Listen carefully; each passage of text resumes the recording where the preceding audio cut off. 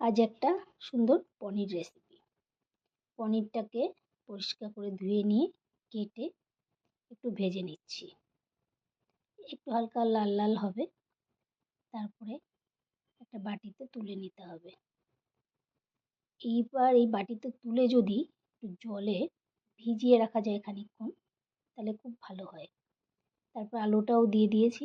এই যে পনিরটাকে পাশে ভিজিয়ে রেখেছি। আলুটা ভাজা হয়ে গেলে কড়াইতে যে তেলটা ছিল তাতেই আমার হয়ে গেছে অল্প তেলে।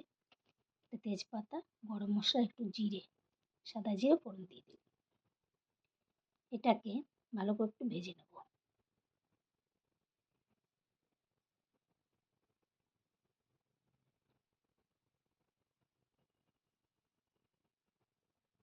তারপরে দিয়ে দেবো আমি কাজু আর পোস্ত বেটে রেখেছিলাম। সেটা দেখানো হয়নি, বেটে রেখেছিলাম, এটা কড়াইতে দিয়ে দিলাম। এটাকেও খানিকক্ষণ কষবো। খুব ঘন ঘন কষতে হবে, কারণ কাজু দেওয়াতে কড়াইতে প্রচুর লেগে যায়। ওই জন্য কাজুটাকে ভালো করে কষতে হবে। তারপরে একটু মিক্সি দেওয়া জল দিয়ে দিলাম, যাতে তাড়াতাড়ি লেগে না যায়। তারপরে খানিকক্ষণ কষবো। যখন একটু শুকনো শুকনো হবে, দেখো কষছি, শুকনো শুকনো হবে, তখন দিয়ে দেবো একটু লবণ। লবণ দিয়ে আবার খানিকক্ষণ কষবো।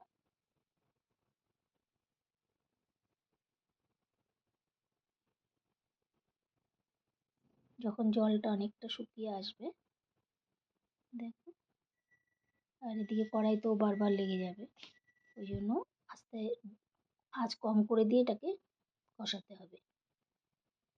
কারণ কম না করলে কাজু তাড়াতাড়ি লেগে যায়। তারপরে দিলে একটু গরম মশলা। গরম মশলাটা দিয়েও আবার খানিকক্ষণ কষিয়ে নেব।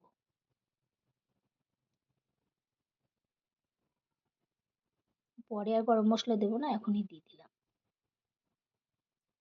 তারপরে দেখো আমার কষানো প্রায় হয়ে গেছে। এবার দিয়ে দেবো আলু।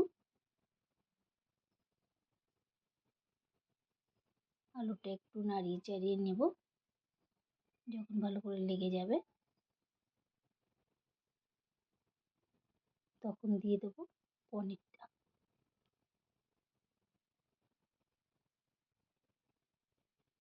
পনিরটাকেও আমি ভালো করে মশলার সঙ্গে মিশিয়ে নেব।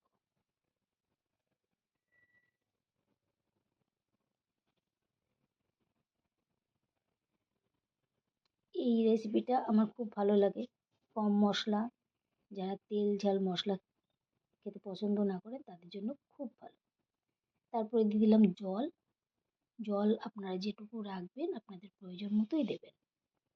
এই জলটা দিয়ে এটা সাধারণত বেশিক্ষণ কষতে হবে না, কারণ আলু যেভাবে ভাজা হয়েছে তাতে মনে হচ্ছে আলু গলে যাবে। তো পরিমাণ আমার একটু বেশি লাগবে ঝোলটা, যাতে কাজু রয়েছে তো না, হওয়ার পরে রান্নাটা হওয়ার পরে জলটা এমনি টেনে নেবে কাজুর জন্য। আলুটাও গলে গেছে এখন। এখন যতক্ষণ একটু জলটা না টানে এবং জলের কাঁচা গন্ধটা না যায়, ততক্ষণ একটু কষিয়ে নেব। প্রায় হয়েই গেছে। তারপরে দিয়ে দিতে হবে দুটো কাঁচা লঙ্কা দেবো।